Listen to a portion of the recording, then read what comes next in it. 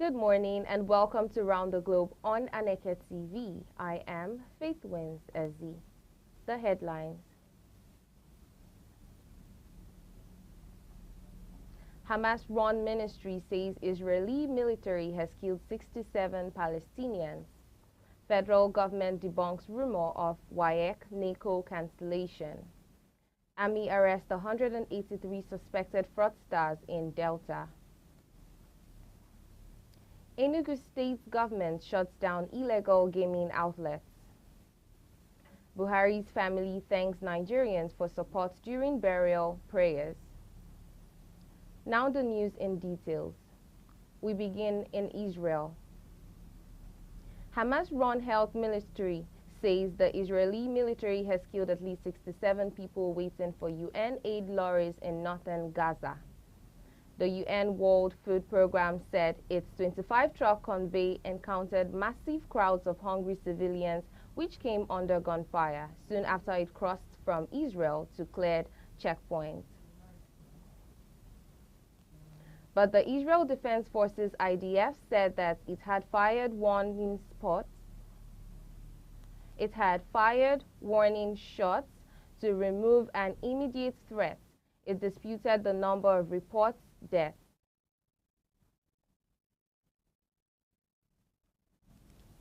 In Japan,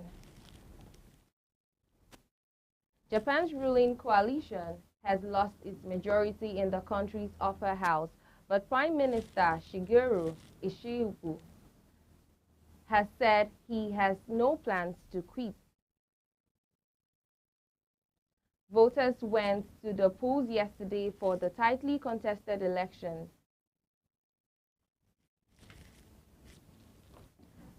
Being held at a time of frustration at the coalition of the Liberal Democratic Party, LDP, and its junior partner, Komeito, over rising prices and the threat of U.S. tariffs. Speaking after polls closed, the Prime Minister said he solemnly accepts the harsh results, but that his focus was on trade negotiations. Meanwhile, in Congo, the Democratic Republic of Congo and M23 rebels have signed a ceasefire deal in Qatar to end fighting between the warring sides.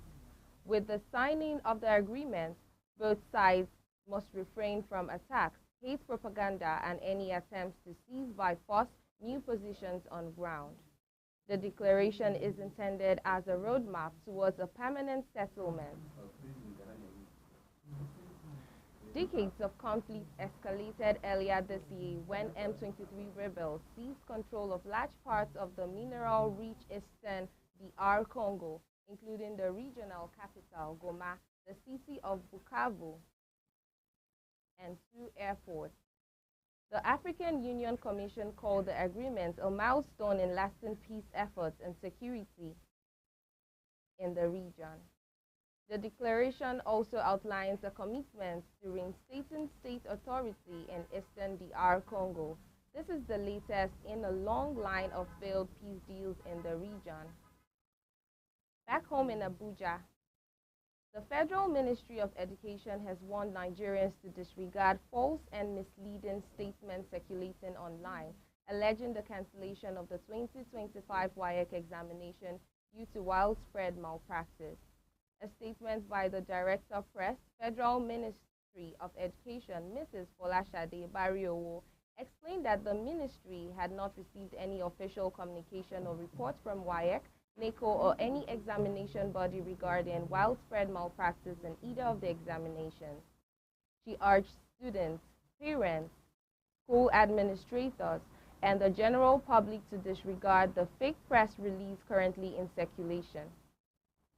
She explained that the ministry remained fully committed to upholding the integrity, credibility, and orderly conduct of all public examinations and would continue working closely with examination bodies to strengthen monitoring and enforcement mechanisms. She warned that anyone found spreading false information will be reported to the appropriate security and agencies for investigation and prosecution.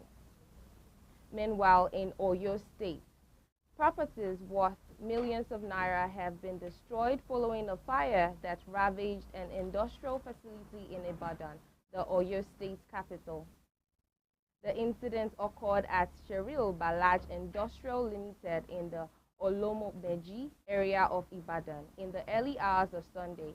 The recycling section of the facility, which housed an accumulation of disused tires, was affected, leading to the destruction of properties worth millions of naira. The chairman of the Oyo State Fire Service, Mr. Maruf Akinwande, who confirmed the incident in a statement made available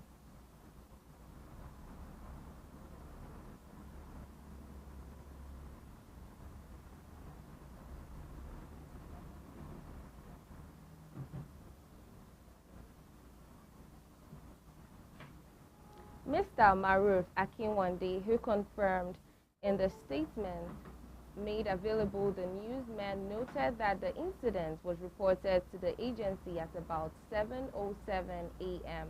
on Sunday. Mr. Akinwande said the fire incident was a result of the explosion of a running machine which ignited nearby combustibles and set the section ablaze. In Delta, troops of 63 Brigade National Army Section 1 Joint Task Force Operation Delta State have arrested 183 suspected internet fraudsters in a raid in Warri, Delta. Spokesman of the brigade, Captain Iliyasu Bawa, announced this in a statement in Asaba.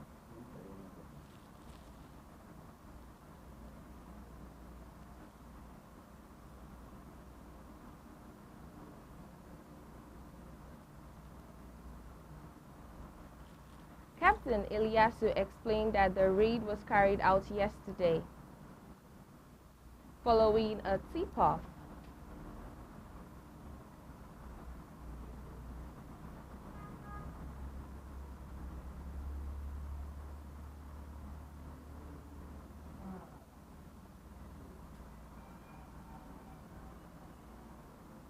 Captain Iliyasu explained that the raid was carried out yesterday following a tip-off on the activities of the suspects. He said that the suspects, all males between the ages of 16 and 29, were arrested in some apartments that served as an internet fraud training center within the area. Captain Iliyasu said items recovered from the suspects include 274 laptops, 84 mobile phones, 9 laptop chargers, a table phone, and 2 Wi-Fi devices. You're watching Round the Globe on Aneke TV. A quick reminder of our top stories. That system is giving issues. Hamas-run ministry says the Israeli military has killed 67 Palestinians. Federal government debunks rumors of WAEC NACO cancellation. They are talking. Army arrests 183 suspected fraudsters in Delta. That system is giving issues. Still to come after the break, Enugu State government shuts down illegal gaming outlets. Buhari's family thanks Nigerians for support during burial prayers.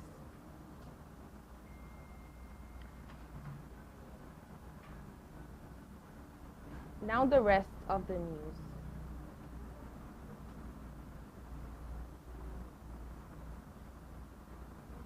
In Enugu State, the Enugu State Gaming and Lotto Commission has sealed several illegal and unlicensed gaming outlets in the state capital, Enugu.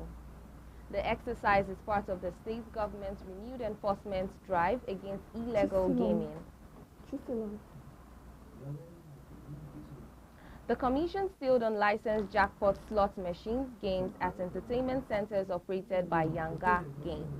Speaking with newsmen during the enforcement exercise over the weekend, the executive secretary of the commission, Prince Arinze Arum, stressed that the agency's mandates included issuing of license to gaming operators and monitoring their activities to make sure they comply with the laws and set rules governing gaming in the state.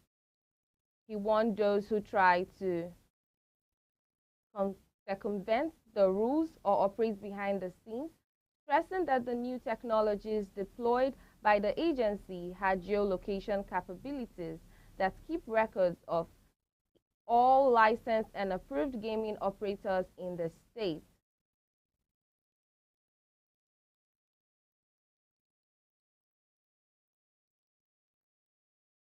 Still in Enugu, the Enugu State Electricity Regulatory Commission (EERC) has issued a new tariff to Main Power Electricity Distribution Limited, the utility that succeeded Enugu Electricity Distribution Company (EEDC) for electricity distribution in the state, reviewing electricity costs from Band A from 209 naira per kilowatt to 160 per kilowatt hour, effective from August 1, 2025.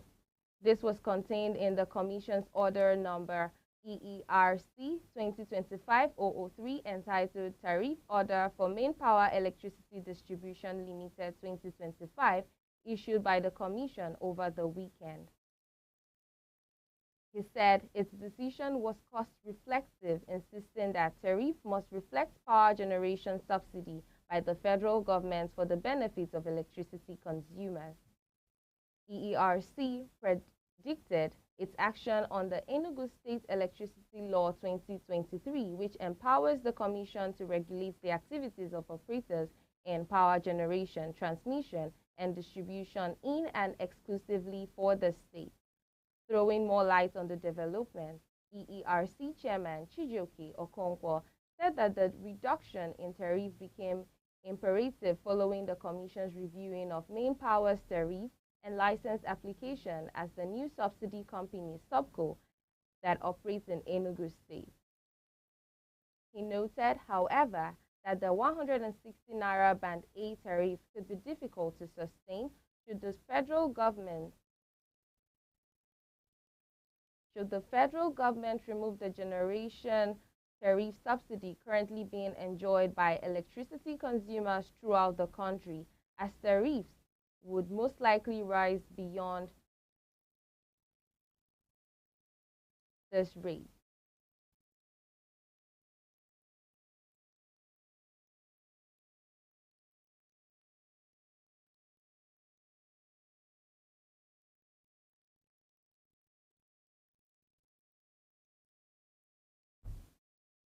Meanwhile, EERC also said it had put in place monitoring and evaluation systems and guidelines to ensure Main Power's compliance with service commitments so that its customers do not pay more for less power.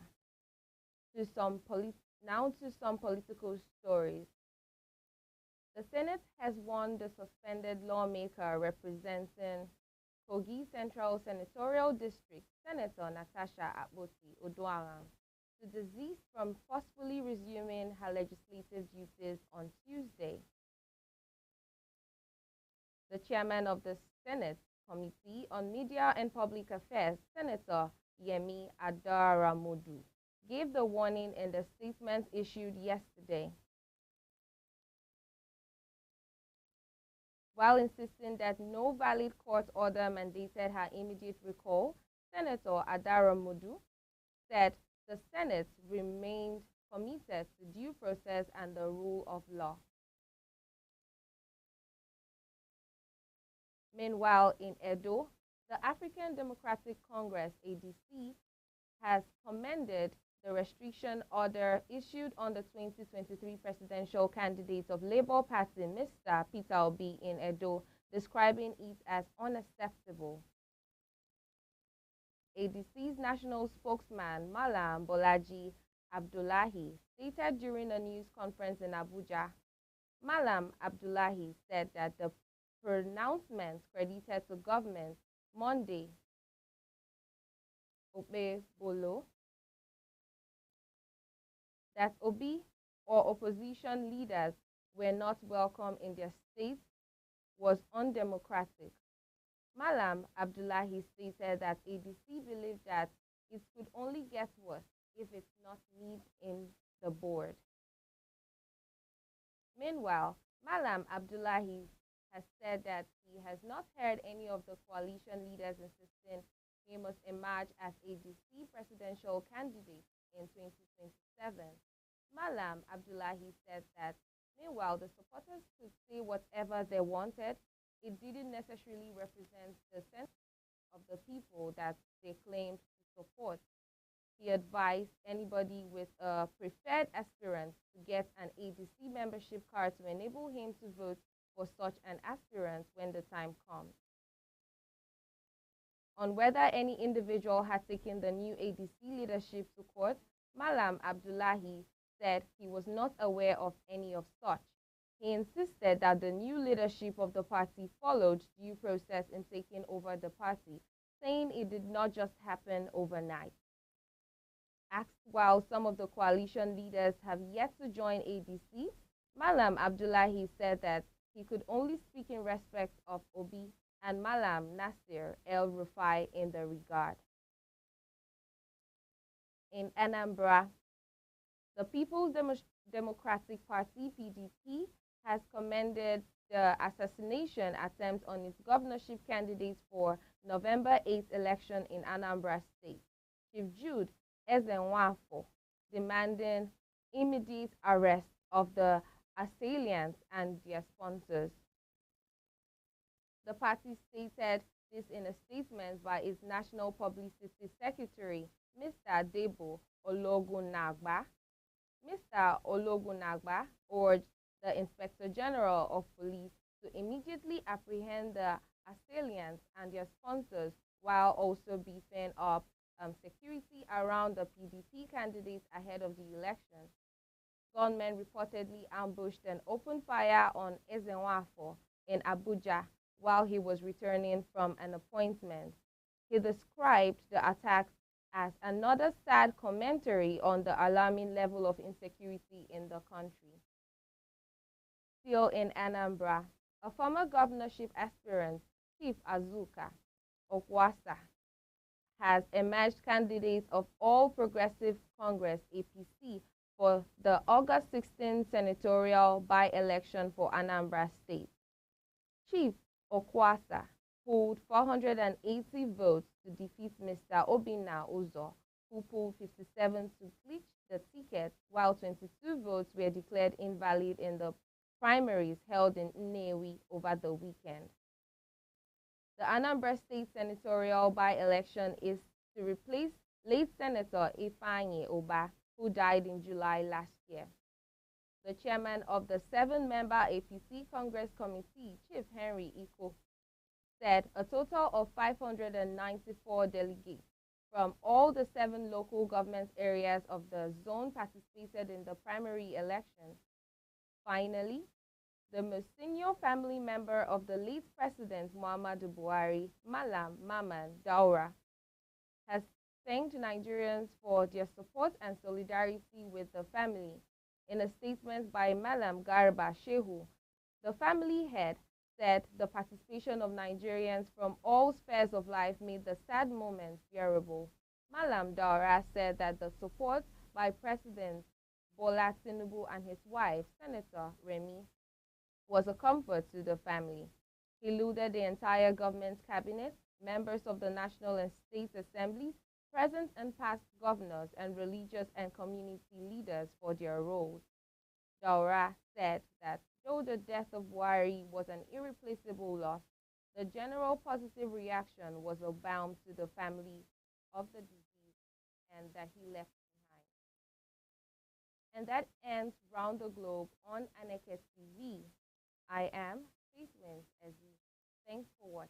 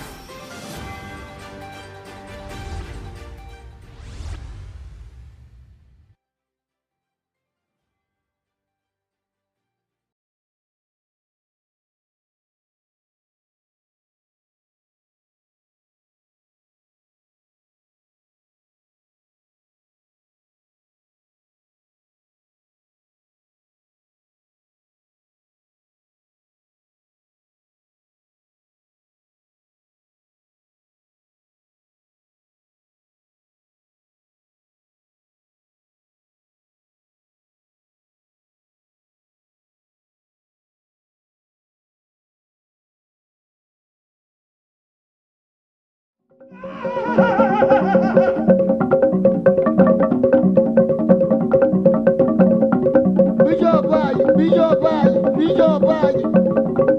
Whoa, whoa, whoa.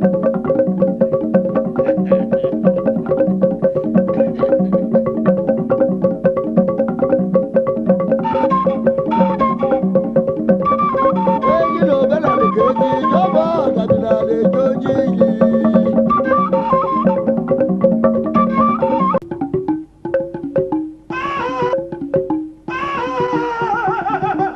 na ma na anwụ kwado ndị dị nwa shọwọ ndị dị ekokoli n'odo na-eke n'odo anwụrụ na abụ Iya, iya, n'odo na-eke iya. n'odo anwụrụ na ogoro ma obu dị ka eke koko odo na-eke ọyịne na-eke eje ebe odo na-eke bụ nke ma ọ ga-achị odo bụrụ mba ma sha biri odo na-eke chi Lele na malu oloko. ya aka aka egwu Wele yo babari. Webu jibe goje kakale. Wele kida jogu bide ya dolu gula bule jenu kedongo. Dulo tokoro.